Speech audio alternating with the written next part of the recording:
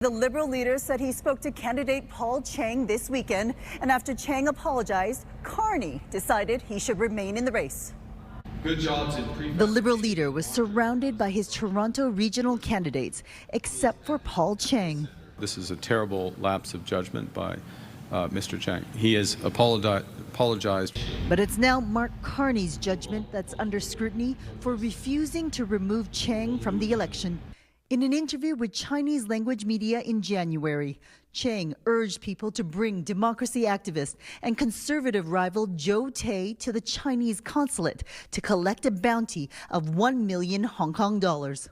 Mr. Chiang is a veteran policeman with more than a quarter century of service to his community, 28 years of defending rights in this community, and he will continue with his candidacy going forward. But sorry isn't enough for Tai. He says Chiang's comments are intended to send a chilling signal to the entire community.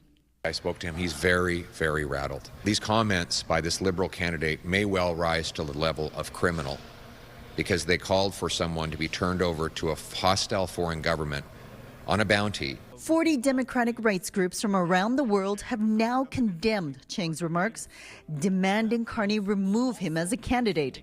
Hong Kong Watch is also calling on the RCMP to investigate if there's foreign interference in this case.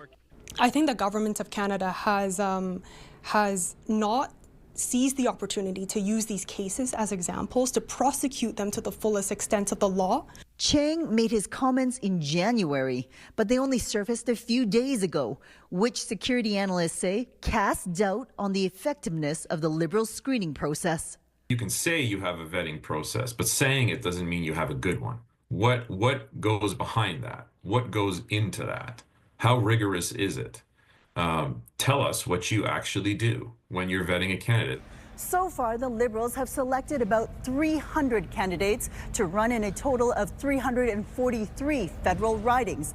The deadline to declare is just days away, adding more pressure on the vetting process.